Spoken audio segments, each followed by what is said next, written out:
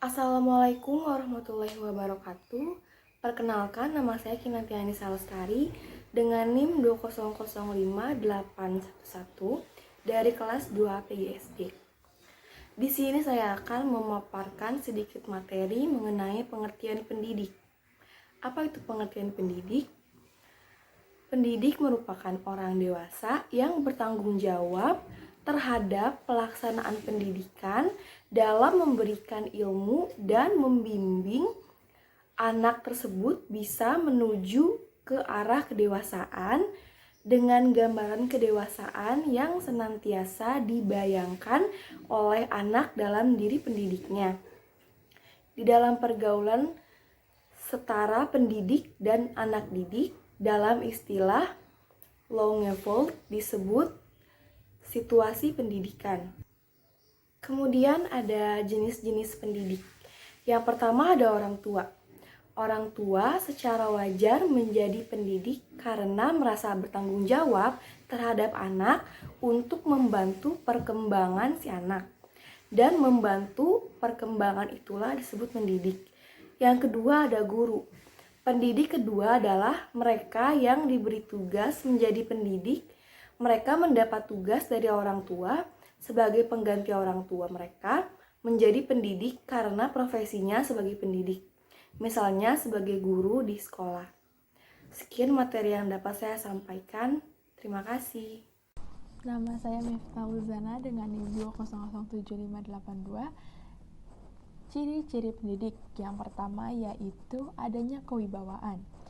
Kewibawaan adalah suatu pengaruh yang diakui suatu kebenaran dan kebesarannya, bukan sesuatu yang aneh. Yang kedua, mengenal anak didik. Agar pendidikannya dapat sesuai dengan setiap anak secara perorangan, hal tersebut dapat dipelajari dari psikologi perkembangan anak. Yang ketiga, yaitu membantu anak didik. Seseorang pendidik adalah mau membantu anak didiknya dan bentuk yang dibentukinya harus sesuai dengan yang diharapkannya. Sekian dari saya, kurang lebihnya mohon maaf. Wabillahi taufiq wal hidayah. Wassalamualaikum warahmatullahi wabarakatuh. Assalamualaikum warahmatullahi wabarakatuh. Sebelumnya izin memperkenalkan diri, nama saya Nabilah Sizatunillah dari kelas 2A PGSD dengan NIM 2007670 dan dari kelompok 5 pedagogi.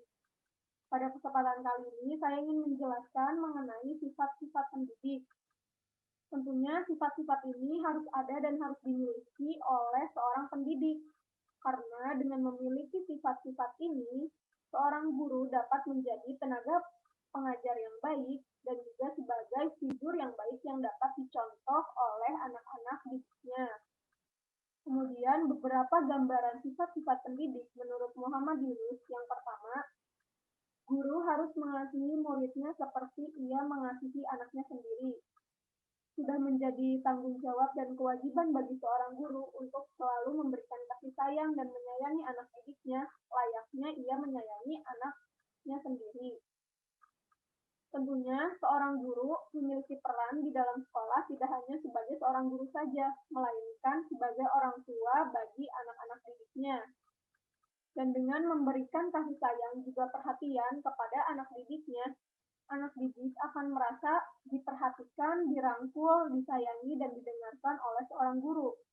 Rasa kasih sayang ini lebih-lebih harus dicurahkan kepada misalnya anak didik yang kurang mampu, yang bajunya kotor, yang perkataannya kasar, atau yang suasana hatinya sedang buruk. Misalnya dengan memberikan perhatian atau mendengarkan ia cerita ada apa, kenapa bisa seperti itu. Sehingga dengan melakukan perbuatan tersebut, anak didik merasa didengarkan, dirangkul oleh seorang guru, layaknya ia disayangi oleh orang tuanya sendiri. Kemudian yang kedua, guru juga harus mempunyai sifat rasa kesadaran akan kewajiban terhadap masyarakat. Setiap pelajaran yang diajarkan oleh seorang guru tentunya harus bertujuan demi kepentingan masyarakat. Misalnya menerapkan beberapa hal di dalam kelas, contohnya yaitu bergotong royong di dalam kelas terlebih dahulu dengan menyuruh atau memberi anjuran kepada anak didik untuk selalu membuang sampah pada tempatnya agar suasana kelas terasa nyaman. Dengan melakukan perbuatan tersebut, anak didik dapat mengimplementasikan perbuatan tersebut di lingkungan masyarakat, yaitu bergotong royong di lingkungan rumah, seperti ikut bergotong royong membersihkan saluran demi mencegah banjir. Dan juga seorang guru dapat menciptakan dan menumbuhkan rasa cinta tanah air agar seorang anak pendidik ini menjadi generasi-generasi bangsa yang dapat berguna dan bermanfaat bagi masyarakat dan juga kehidupan bangsa dan negara. Kemudian yang ketiga, seorang guru harus berlaku jujur dan juga ikhlas dalam pekerjaannya. Berlaku jujur dan ikhlas dalam pekerjaannya ini merupakan jalan kesuksesan bagi seorang guru dalam proses mengajar dan juga bagi anak didiknya pada saat belajar. Misalnya seorang guru datang tepat waktu ke dalam kelas. Dengan begitu anak didik dapat mencontoh perbuatan guru tersebut. Berarti guru tersebut telah berlaku jujur, tidak membuang waktu secara percuma-cuma. Selanjutnya yang keempat, guru harus berhubungan terus dengan perkembangan ilmu pengetahuan. Ilmu pengetahuan dan wawasan ini selalu melekat pada diri seorang pendidik, bagaimana ia akan menjelaskan materi-materi yang ia ajarkan kepada anak didiknya dengan mengetahui ilmu pengetahuan dan wawasan ini. Dan juga perkembangan ilmu pengetahuan ini sangat penting yang harus ada dalam sifat-sifat pendidik, karena tidak bisa ilmu pengetahuan ini hanya stuck di situ-situ saja. Jadi ilmu pengetahuan ini harus berkembang seiring berjalannya waktu agar bisa mengendalikan situasi kelas dengan baik dan benar. Misalnya bisa digunakan pada saat seorang anak didik menanyakan pertanyaan-pertanyaan terhadap seorang guru. Nah, situasi tersebut dapat dikendalikan dengan baik oleh seorang guru, yaitu menjawab pertanyaan anak didik sesuai dengan bahasa mereka yang mudah dipahami dan dengan pengetahuan yang ia miliki. Kemudian yang selanjutnya, guru juga harus membiasakan muridnya untuk percaya pada diri sendiri dan bebas berpikir. Percaya pada diri sendiri ini harus sering dibiasakan pada saat proses pembelajaran, karena dengan ia percaya diri pada dirinya sendiri, ia akan terus aktif dan juga mau benar ataupun salah, yang penting ia sudah berusaha dan mau menjadi pribadi yang lebih baik lagi, mau terus belajar menjadi lebih baik lagi.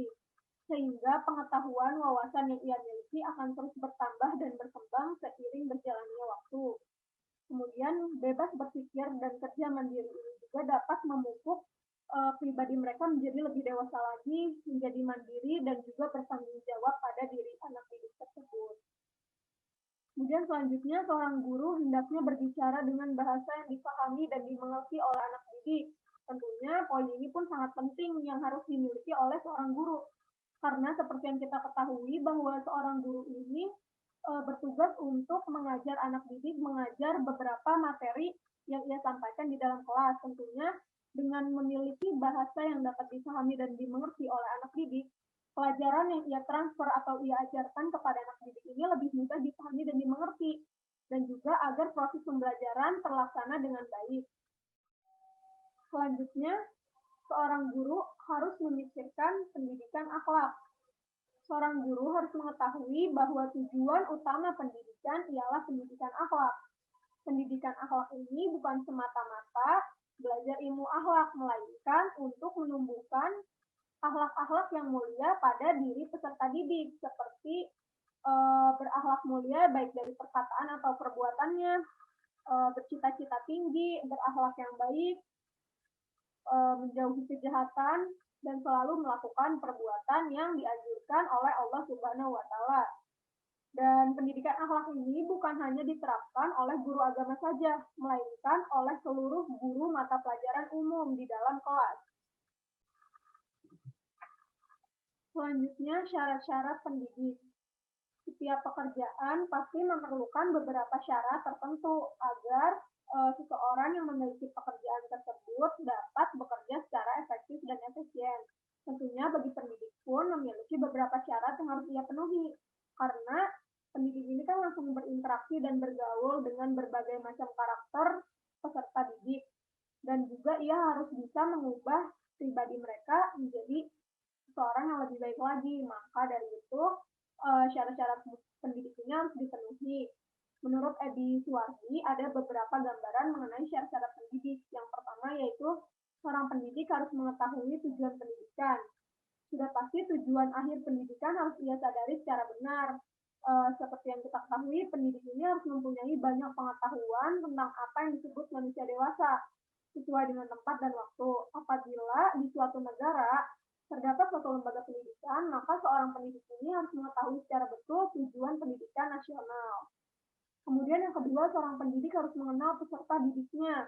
Nah, poin ini juga sangat penting karena dari berbagai macam karakter dan juga berbagai macam latar belakang, seorang pendidik ini harus bisa mengenal peserta didiknya agar ia dapat memahami karakter dan kemampuan setiap masing peserta didiknya. Kemudian yang ketiga, seorang pendidik harus tahu prinsip dan penggunaan alat pendidikan. Ia juga harus bisa memilih mana yang lebih cocok untuk seorang anak pada situasi tertentu. Ia juga harus menentukan jalan atau prosedur mendidik yang bagaimana ia gunakan dan ia tempuh. Selanjutnya yang keempat, seorang pendidik harus menyatu dengan anak didiknya. Seorang pendidik ini harus bisa menyatu juga dengan anak didiknya, tetapi ia bukan berarti melupakan jati dirinya sebagai manusia dewasa. Ia tetap menjadi orang dewasa, tetapi harus menyesuaikan cara mendidik seorang peserta didik dengan usia anak pada umumnya. Assalamualaikum warahmatullahi wabarakatuh. Perkenalkan, nama saya Nida Agala Rahma dengan NIM 2008017 dari kelas 2A PGSD. Di sini saya akan melanjutkan presentasi tentang fungsi pendidik.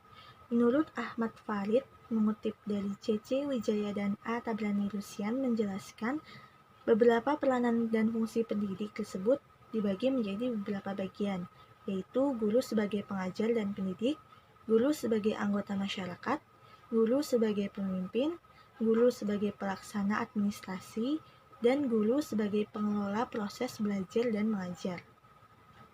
Selanjutnya ada kompetensi pendidik. Kompetensi pendidik dibagi menjadi 4 bagian, yaitu kompetensi pedagogik, kompetensi kepribadian, kompetensi profesional, dan kompetensi sosial.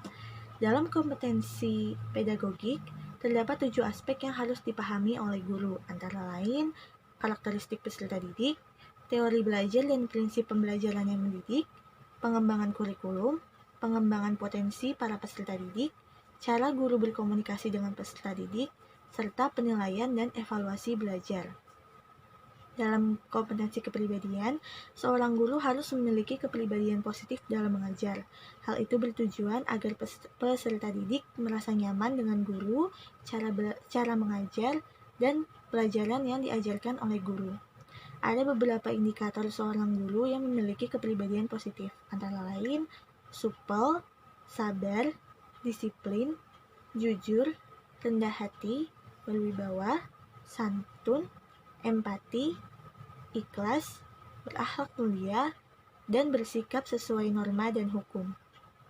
Dalam kompetensi profesional, terdapat beberapa indikator yang mencirikan seorang guru yang memiliki sikap profesional, antara lain menguasai standar kompetensi pelajaran, standar kompetensi dasar, dan tujuan pembelajaran, dapat mengembangkan materi kreatif pada peserta didik, bertindak reflektif dalam mengembangkan sikap profesional secara lanjutan, dan pintar memanfaatkan teknologi informasi dan komunikasi. Dan yang terakhir, dalam kompetensi sosial, seorang guru harus bisa memiliki sikap inklusif, objektif, dan toleransi pada peserta didik, kemampuan komunikasi yang baik dan dapat menggunakan bahasa yang santun, serta dapat beradaptasi dengan cepat di lingkungan sekolah. Bismillahirrahmanirrahim. Assalamualaikum warahmatullahi wabarakatuh. Perkenalkan, nama saya Salma Ramadhani Putri dengan NIM 2007764 dari kelas 2A PGSD, kelompok 5. Di sini saya akan menjelaskan mengenai pengertian peserta didik. Peserta didik adalah individu yang belum dewasa, yang mempunyai suatu potensi yang harus dikembangkan, yang memiliki kepribadian dan ciri khas yang berbeda, dan berusaha mengembangkan potensi yang dimilikinya melalui pembelajaran. Dalam kegiatan pendidikan, peserta didik menjadi tumpuan harapan agar menjadi manusia yang utuh, manusia berasusila, dan bermoral, bertanggung jawab bagi peserta didik maupun masyarakat. Peserta didik menunjukkan seorang manusia yang belum dewasa, yang akan dibimbing oleh pendidiknya untuk menuju kedewasaannya. Dewasa di sini bukan berarti dalam bentuk jasmani kecil. Akan tetapi, peserta didik memang manusia yang sedang mengalami pertumbuhan dan perkembangan sesuai dengan potensi yang dimiliki. Kemampuan berpikir, menganalisa, berpendapat, berbahasa masih belum berkembang. Masih memerlukan bantuan dari luar dirinya untuk mewujudkannya. Karena itu, pendidikan harus memberikan kesempatan kepada peserta didik untuk terlibat secara aktif dan kreatif. Secara etimologi, peserta didik dalam bahasa Arab disebut tilmiz, jamaknya talamid, yang artinya murid. Menurut Abu Ahmadi, peserta didik merupakan anak yang belum dewasa yang memerlukan usaha, bantuan, bimbingan orang lain untuk menjadi dewasa, supaya dapat menjalankan tugasnya sebagai makhluk Tuhan. Peserta didik harus merasakan suasana yang menyenangkan, yang dilandasi rasa kasih sayang, yang penuh dengan tantangan atau motivasi, sehingga peserta didik dapat mengembangkan segala potensi yang dimilikinya dengan baik. Sekian materi yang bisa saya sampaikan. Mohon maaf apabila ada kesalahan. Wabillahi taufiq wal hidayah. Wassalamualaikum warahmatullahi wabarakatuh. Assalamualaikum warahmatullahi wabarakatuh. Perkenalkan, nama saya Yunita Uljannah dengan NIM 2006085 dari kelas 2 PGSD. Di sini saya akan menjelaskan ciri-ciri peserta didik. Yang pertama yaitu individu yang memiliki potensi atau bakat yang berbeda-beda. Yang kedua, individu yang sedang berkembang. Yang ketiga, individu yang membutuhkan bimbingan secara manusiawi. Dan yang terakhir, individu yang memiliki kemampuan untuk mandiri.